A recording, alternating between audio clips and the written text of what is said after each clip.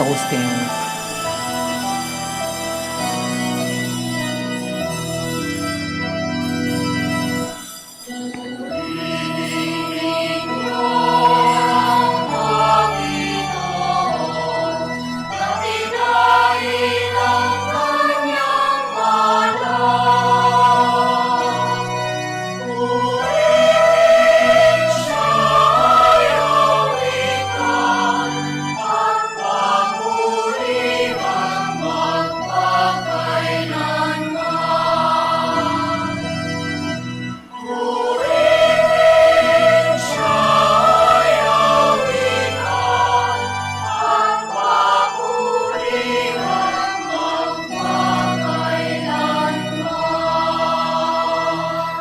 Good morning, my dear brothers and sisters, and welcome to the Minor Basilica of Our Lady of the Rosary of Manaoag. Today we will celebrate the 7th Sunday in Ordinary Time. We begin our celebration, we gather in the name of the Father, and of the Son, and of the Holy Spirit. Amen. The grace of our Lord Jesus Christ, and the love of God, and the communion of the Holy Spirit be with you all. And with your spirit. Sisters and brothers, let us now acknowledge our sins and so prepare ourselves to celebrate the sacred mysteries. You were sent to heal the contrite of heart. Lord, have mercy. Lord, have mercy. You came to call sinners. Christ, have mercy. Christ, have mercy. You are seated at the right hand of the Father to intercede for us. Lord, have mercy. Lord, have mercy. May Almighty God have mercy on us, forgive us our sins, and bring us to everlasting life. Amen.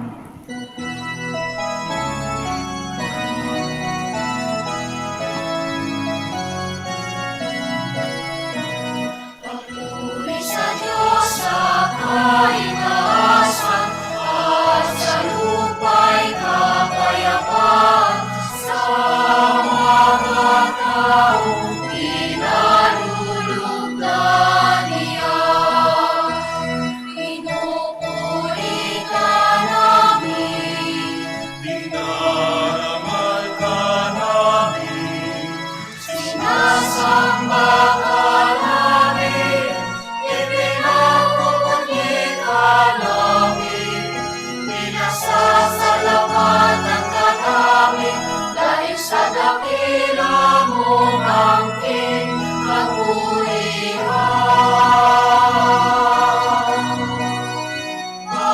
Panginoong Diyos, Hari ng langit, Diyos amang makapangyarihan sa lahat. Panginoong Jesucristo, upong nanan. Panginoong Diyos, Kordero ng Diyos, anak ng Ama. Ikaw na nag-aalis ng mga kasalanan ng sanlibutan, maawa ka sa amin. Ikaw na nag-aalis ng mga kasalanan ng sanlibutan, tanggapin mo ang aming kahilingan. Ikaw na nalulunod sa kanan ng Ama, maawa ka sa amin. Sapagkat ikaw lamang ang banal, ikaw lamang ang Panginoon, ikaw lamang Jesucristo, ang kataas-taasan, kasama ng Espiritu Santo, sa katangian ng Diyos Ama.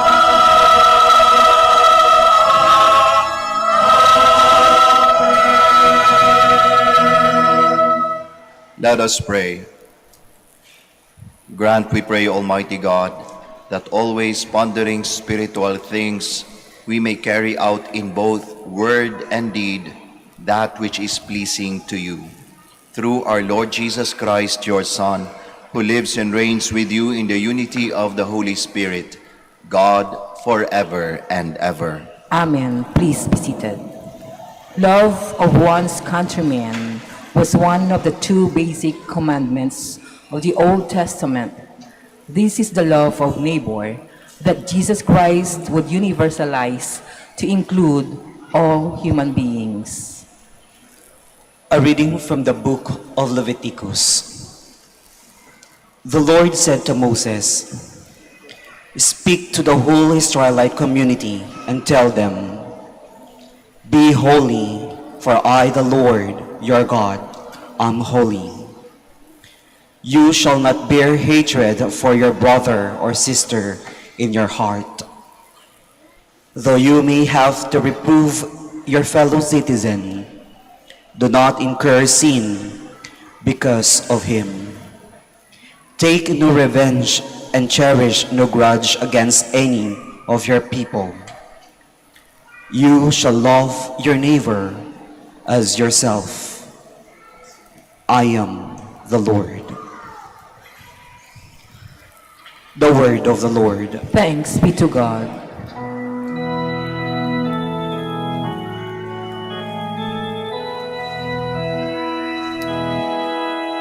The Lord is kind and merciful.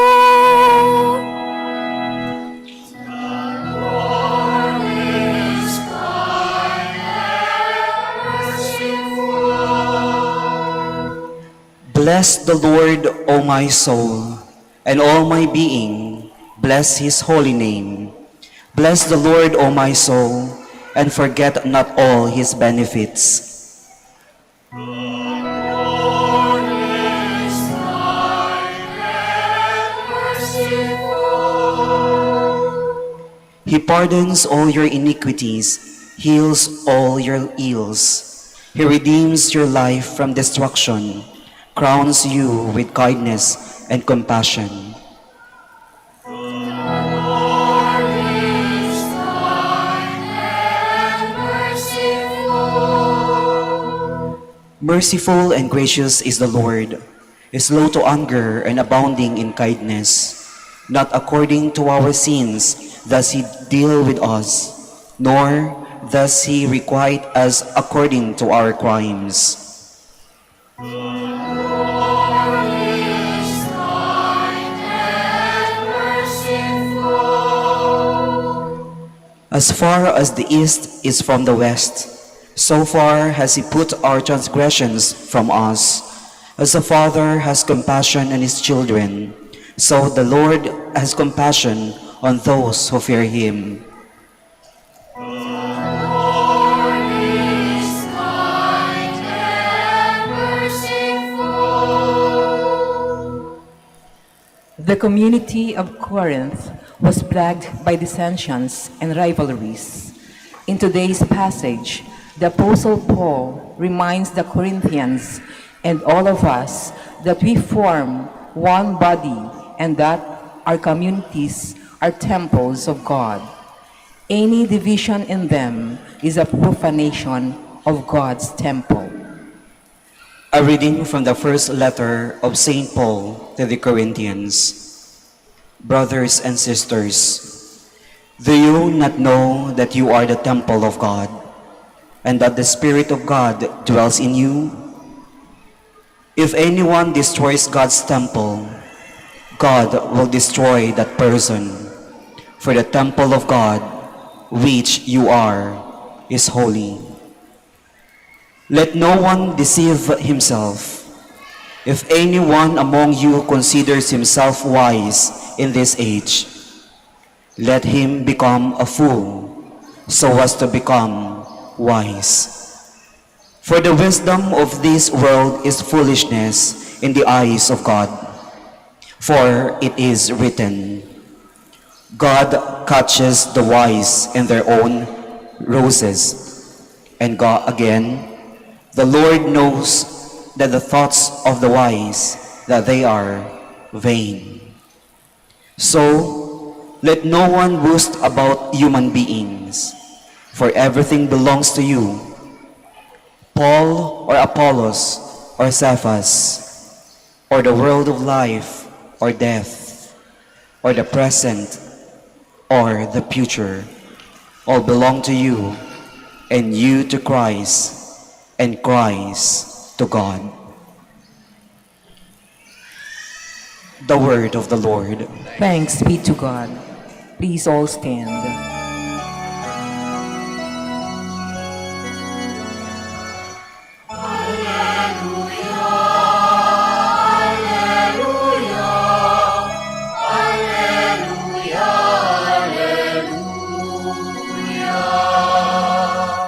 Whoever keeps the word of Christ, the love of God is truly perfected in him.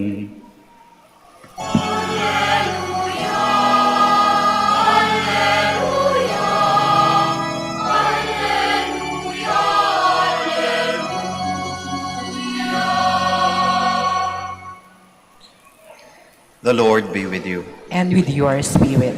A reading from the Holy Gospel according to Matthew. Glory to you, O Lord.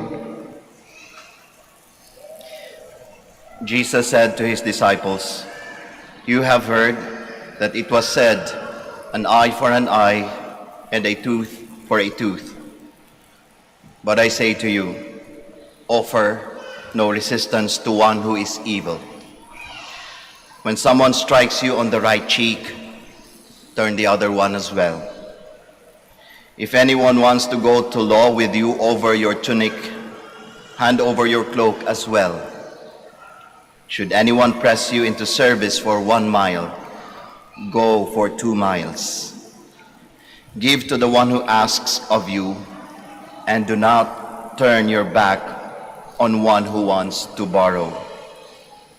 You have heard that it was said, you shall love your neighbor and hate your enemy. But I say to you, love your enemies and pray for those who persecute you, that you may be children of your heavenly Father. For he makes his sun rise on the bad and the good, and causes rain to fall on the just and the unjust. For if you love those who love you, what recompense will you have? Do not the tax collectors do the same? And if you greet your brothers only, what is unusual about that? Do not the pagans do the same? So be perfect, just as your heavenly Father is perfect." Brothers and sisters, the Gospel of the Lord. Praise to you, Lord Jesus Christ. Please be seated. Magandang umaga po sa ating lahat. Money is the root of all evil. Tama, no? Tama po ba? Money is the root of all evil. Ang pera ang ugat ng lahat ng mga masasama. Sa mga nagsabi po tama yon, mali po kayo. It cannot be that money is the root of all evil. Bakit? Kailangan natin ng pera, no? Paano tayo mabubuhay kung walang pera? Anong magiging baon ng mga anak ninyo? Anong mga anak ninyo pagpunta sa eskwelahan kung walang pera? Anong pambibili natin ng damit? Pambibili ng mahal na gasolina para makapagbiyahe kayo kung walang pera? Even ang ating simbahan, kailangan ng pera. Paano tatakbo yung mga electric fan na yan para hindi tayo mainitan at ilaw, kuryente, kung hindi tayo nagbabayad doon sa electric company? Kailangan natin ng pera. Practical lamang na merong pera. That is why money could not be the root of all evil. Pero meron tayong naririnig na parang ganun, hindi ba? Doon sa scriptures natin. Let us clarify what it says. It does not say that money is the root of all evil. Rather, it says, love for money is the root of all evil.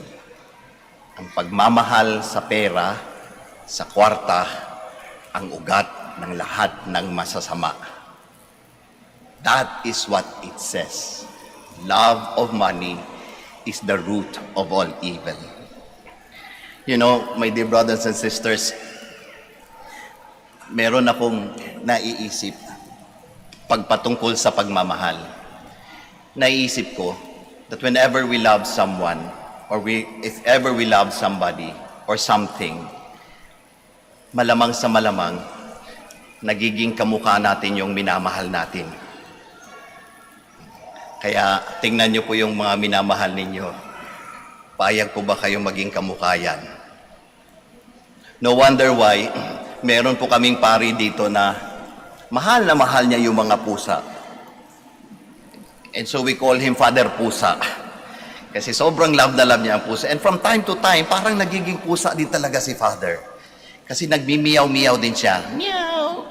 Meow! Sabi namin, ano lang nangyari dito? Nasasapian na yata ng espiritu ng pusa ito. Parang nagiging pusa din talaga si Father. Mahal na mahal niya yung pusa eh. O, tignan niyo yung mga iniidolo ninyo.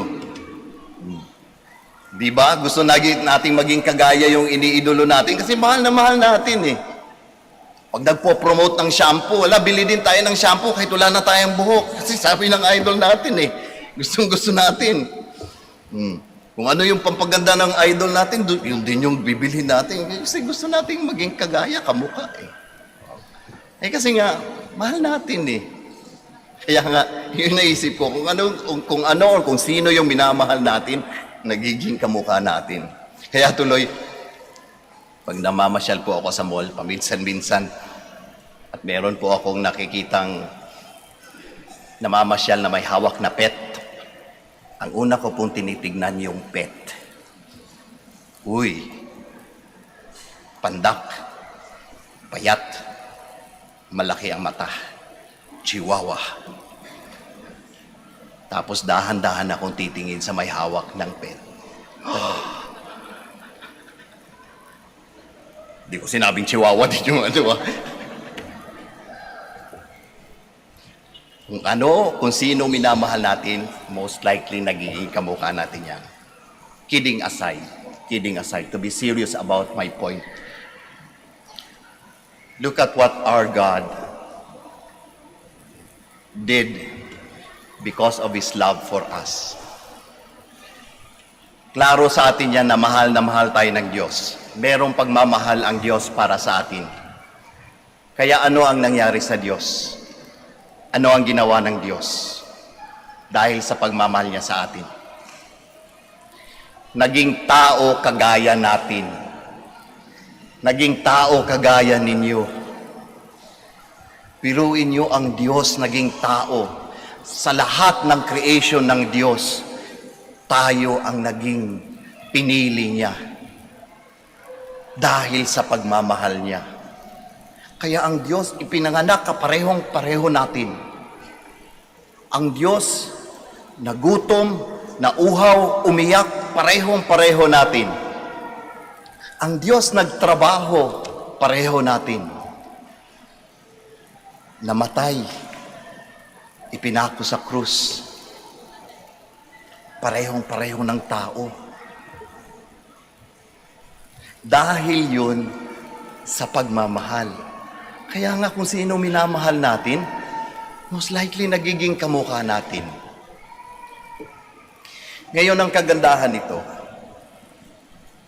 ang Diyos hindi tumigil sa kanyang pagmamahal sa pagiging tao kagaya natin. Ano ang ginawa ng Diyos? Sa pamamagitan ng kanyang anak, binuksan niya ang daan para sa tao na mahalin din siya at maging kawangis din ng Diyos. Ngayon, tayong tao, mayroong pagkakataon na maging kawangis din ng Diyos sa pamamagitan ng pagmamahal sa Kanya. Biruin nyo, tayo being called children of God, anak ng Diyos. most likely kung ano yung puno, siya rin ang bunga. Di ba gano'n naman yon? Kaya kung anak tayo ng Diyos, supposedly, kawangis tayo ng Diyos. Kaya nga, ang mga kapasok sa langit, ay yung kawangis ng Diyos, yung merong kamuka ng Diyos. No wonder it is called to be the kingdom of God, and so the kingdom of the children of God. Kaya, yung pagmamahal sa pera is the most evil that could happen to a person. Bakit? Kapag minamahal mo ang pera, anong tawag natin doon? Mukhang pera. At kapag mukhang pera ang dala-dala mo sa pintuan ng langit, kakatok ka. San Pedro, pagbuksan niyo po ako. Sigurado akong hindi po tayo makikilala at hindi tayo pagbubuksan sa langit. Kasi kaharian nga ng Diyos yun. Ang mga nakakapasok, kamukha ng Diyos. No wonder the invitation of our Lord Jesus Christ in our gospel today is these very words. Be perfect as your heavenly Father is perfect. Love God so that we could bear the face of God. Father, tao lang po tayo. Nagagalit din tayo sa mga kaaway natin. Naiinis din tayo, kaya nga maganda pakinggan yung an eye for an eye, a tooth for a tooth. Pag sinampal ako sa kabila, alangan naman ibibigay ko yung kabila din, pero sampalin, masakit yun. Sasampal din ako. Meron kaming kasabihan dun sa Bisaya. Bisaya po ako, kahit wala po kayong ebidensya. Pag binato daw po ng tinapay, babatuhin mo rin ng tinapay, no? Pero pag nagbato ng tinapay, binangkal ang ibabato namin. Alam po yung binangkal, matigas na tinapay na parang bato din. Ang sarap nga naman pakinggan pagka ganun. But we are called to love God the Father, to become true children of God, and to bear that face of God. No wonder, our origin as persons is not the original sin. Para sabihin natin, tao lang po ako, Father. Nagkakasala din ako. Tandaan po natin, bago nagkaroon ng original sin, there was the original grace of man when we were created in the image and likeness of God. That was who we really are. And that is who we really are. And so our Lord Jesus Christ calling us to be perfect, just as our Heavenly Father is perfect, is not, hindi siya suntok sa buwan. Because originally, that is who we really are. We bear that face of God when we were created. We had that original grace. And now, because of the love of God, we have that opportunity again to love Him back and bear again His face. At tawaging mga anak ng Diyos. Kaya sa araw na ito, magandang pagnilay-nilayan yung pagmamahal natin sa Diyos. Alam ko, mahal natin ang Diyos. Sigurado akong meron tayong lahat na nandirito ng pagmamahal sa Diyos. Ngayon ang tanong, yung pagmamahal ba natin na yan, is it that kind of love that enables us to bear that face of God? Nagkakaroon ba tayo ng muka ng Diyos dahil sa pagmamahal na yan? Father, ang hirap sagutin. Di magandang tanungin. Kapag po tayo, halimbawa nakakasama natin yung mga katrabaho natin sa opisina o saan man tayo nagtatrabaho, ano po ang sinasabi nila sa atin?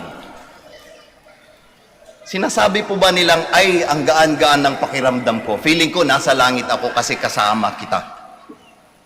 Ganon po ba sinasabi nila? O sinasabi nilang, impyerno na naman itong boss ko. Impyerno na naman itong katrabaho ko. Chismosong chismoso. Sa mga anak na nandirito, ano pong sinasabi ng mga magulang sa atin? Sinasabi ba nilang, anak, demonyo ka talaga? Hindi sagutin mo, kanino ba ako nanggaling? O kung tayo lang mag-isa, at tayo po ay nananalamin,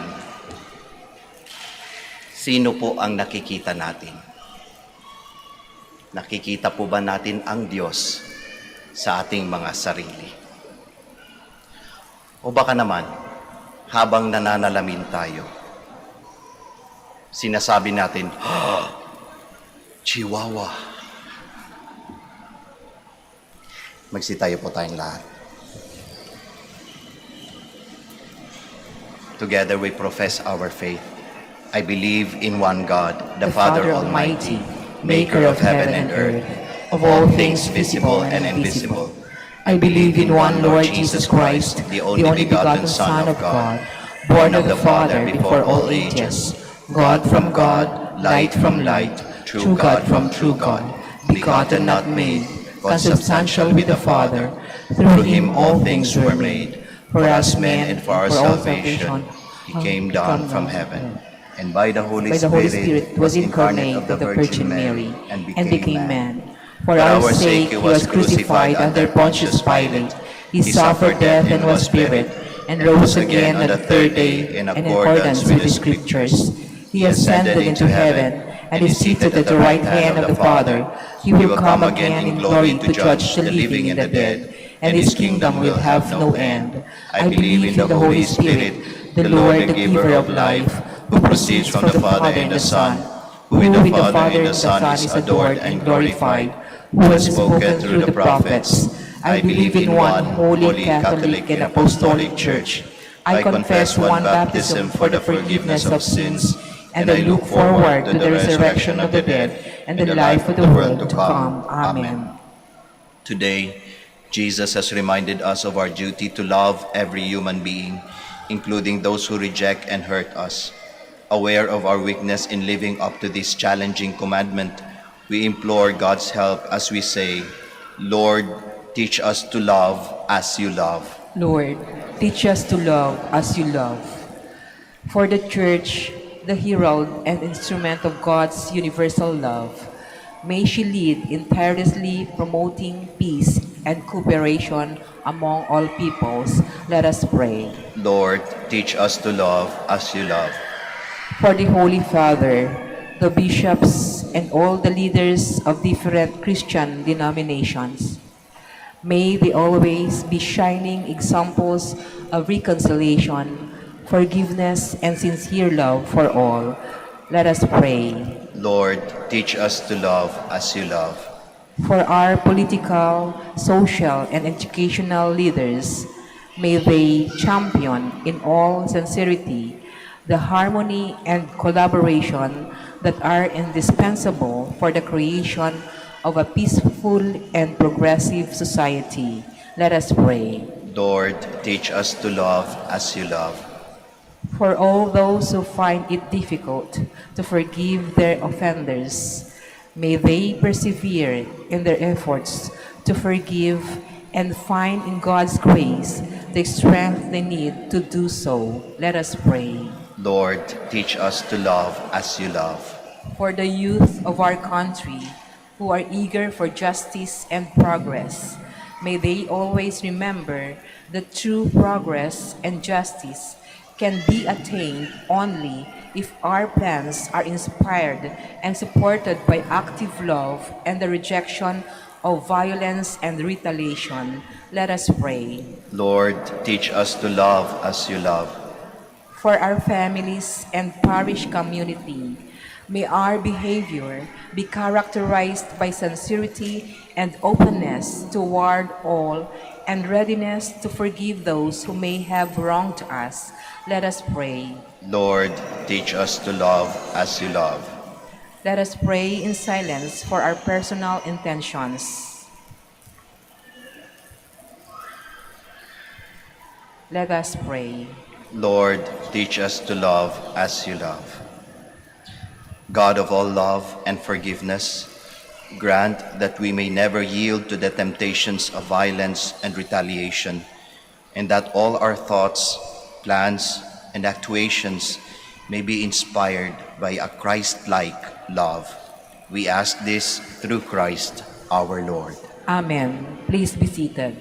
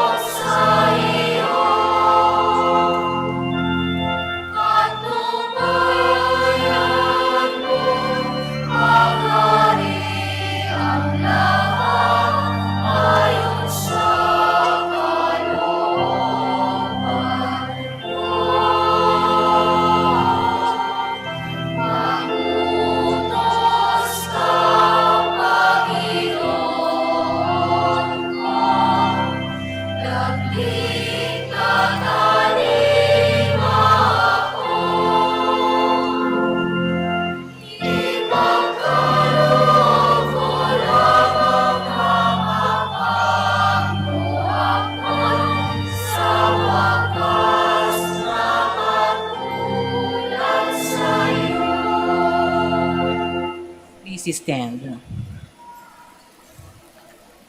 Pray, my dear friends, that your sacrifice and mine may be acceptable to God, the Almighty Father. May the Lord accept the sacrifice at your hands for the praise and glory of his name, for our good and the good of all his holy church. As we celebrate your mysteries, O Lord, with the observance that is your due, we humbly ask you that what we offer to the honor of your majesty may profit us for salvation. Through Christ our Lord. Amen. The Lord be with you. And with your spirit, Lift up your hearts. we lift them up to the Lord. Let us give thanks to the Lord our God. It is right and just. It is truly right and just, our duty in our salvation, always and everywhere to give you thanks, Lord, Holy Father, Almighty and eternal God, through Christ our Lord. For in the marvelous confession of your saints, you make your church fruitful with strength ever new, and offer us sure signs of your love, and that your saving mysteries may be fulfilled. Their great example lends us courage, their fervent prayers sustain us in all we do. And so, Lord, with all the angels and saints, we too give you thanks, as in exaltation we acclaim.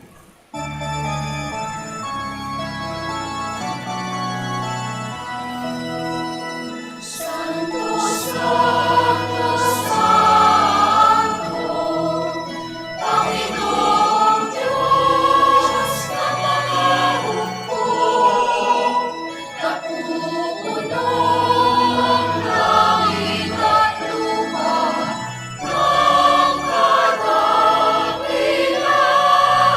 mo.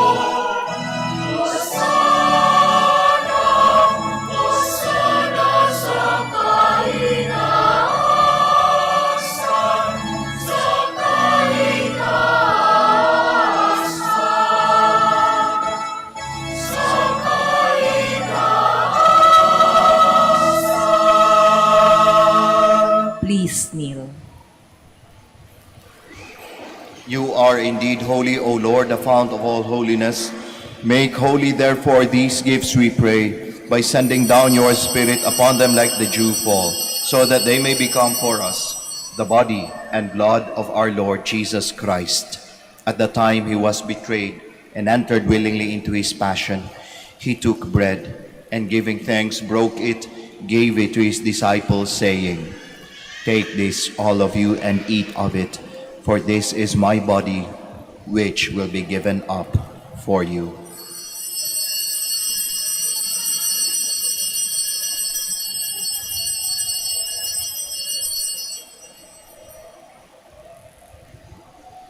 In a similar way, when supper was ended, he took the chalice, and once more giving thanks, he gave it to his disciples, saying, "Take this, all of you, and drink from it, for this is the chalice of my blood, the blood of the new and eternal covenant, which will be poured out for you and for many, for the forgiveness of sins. Do this in memory of me."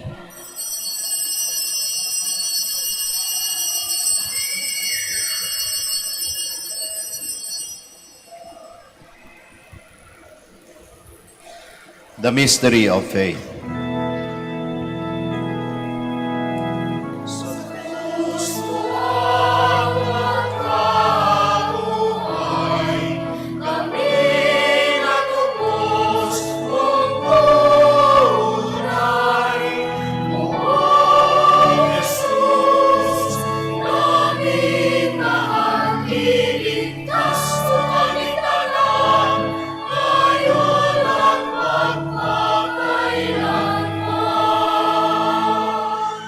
Therefore, as we celebrate the memorial of his death and resurrection, we offer you, Lord, the bread of life and the chalice of salvation, giving thanks that you have held us worthy to be in your presence and minister to you.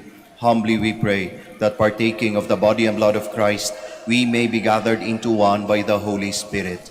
Remember, Lord, your church spread throughout the world, and bring her to the fullness of charity, together with Francis our Pope, Socrates our Bishop, Fidelis his assistant bishop, and all the clergy.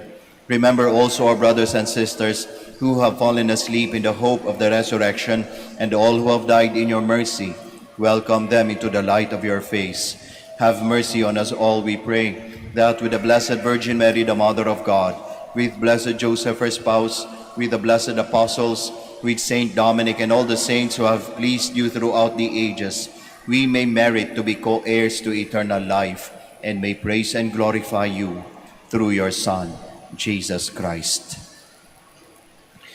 Through him, and with him, and in him, O God, Almighty Father, in the unity of the Holy Spirit, all glory and honor is yours forever and ever.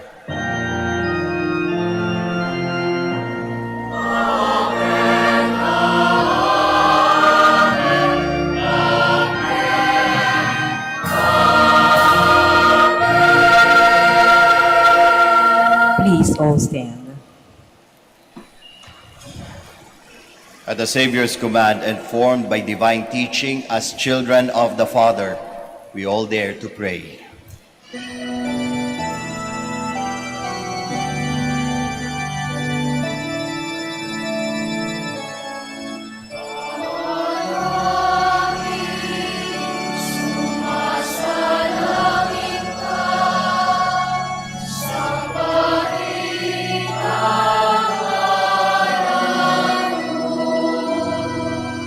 Papa sa amin,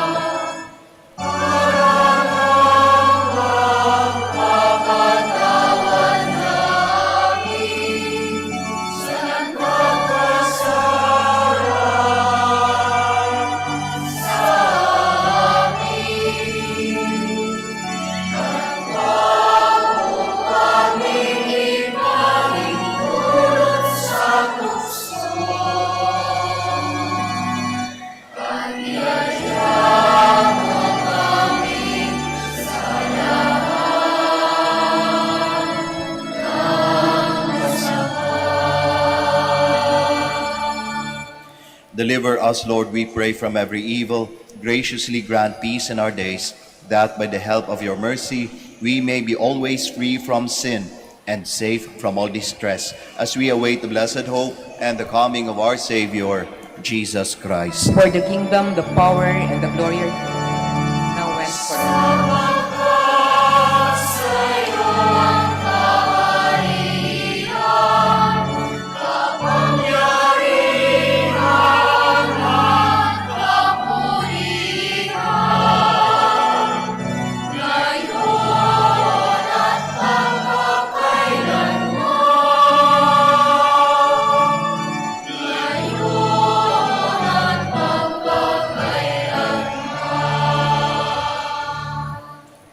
Lord Jesus Christ, who said to your apostles, "Peace I leave you, my peace I give you," look not on our sins, but on the faith of your church, and graciously grant her peace and unity in accordance with your will, who live and reign forever and ever. Amen. The peace of the Lord be with you always. And with your spirit. We offer each other the sign of peace.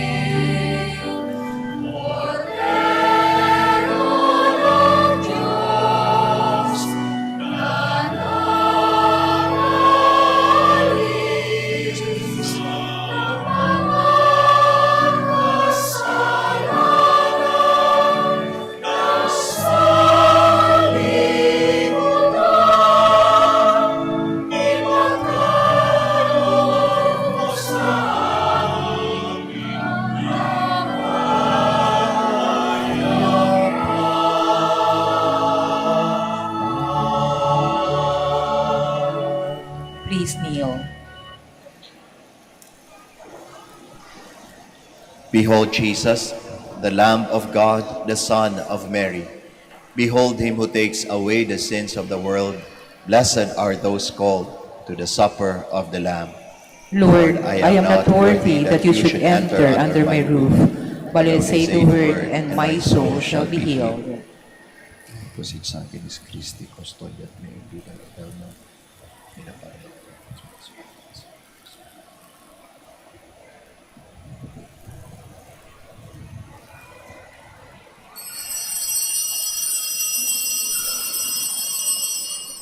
Paalala po sa lahat.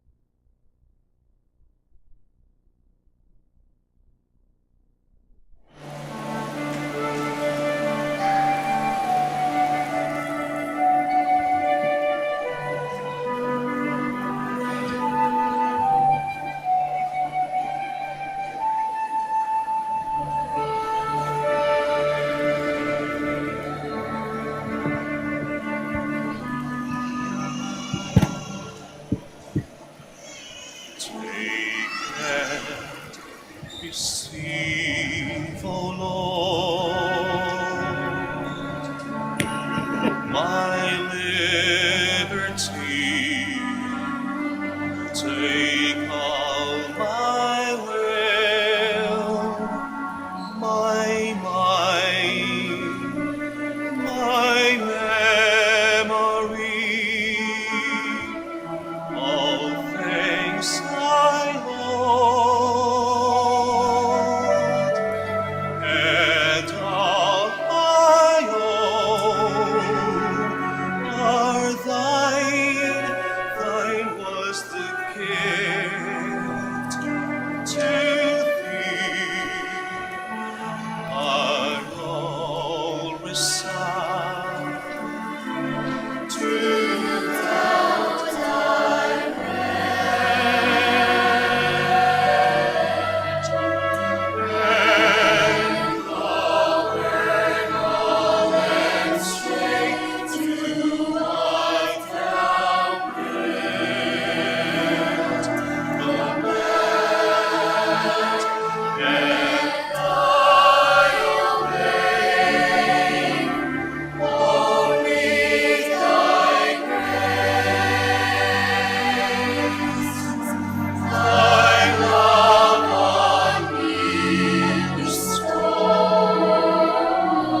please make me rich.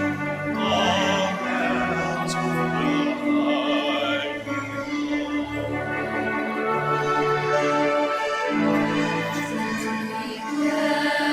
Receive, O Lord, my liberty. Take all my will, my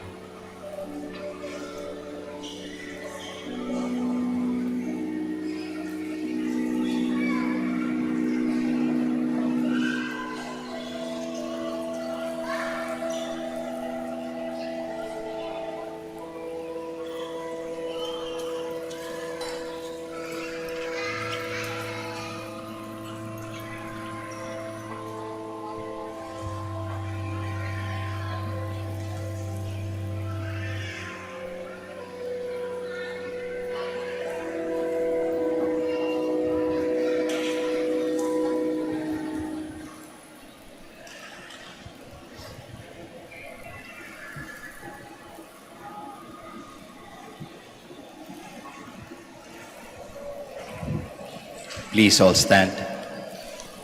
We shall now pray the litany of gratitude after the COVID pandemic.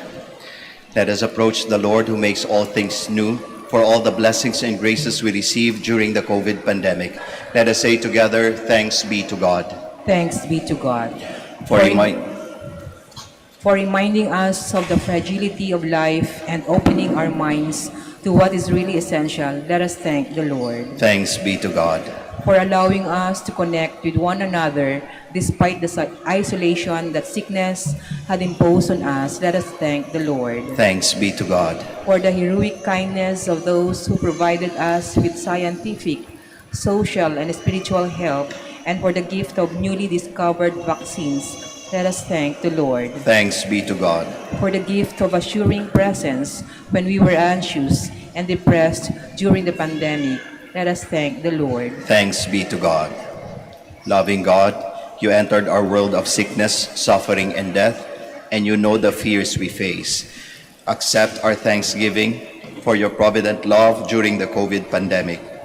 As you wept at the death of Lazarus, breathe the breath of life everlasting on all those who died from the coronavirus.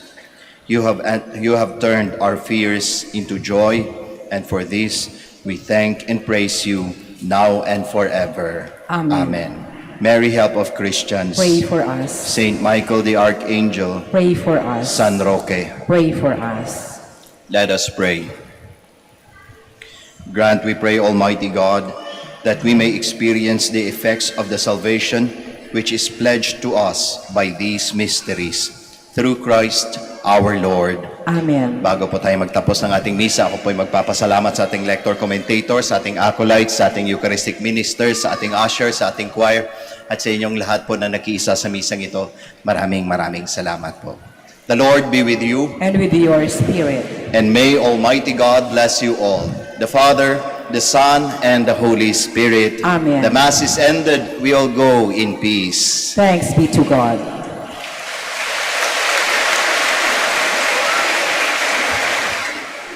We shall now have the prayer for the blessing of the sick and the blessing of our rosaries and other religious articles. Sa pagbabasbas po, ang mangyayari po, ang mga ministers po ang lalapit sa atin, kaya manatili lang po tayo sa ating kinalalagyan ngayon.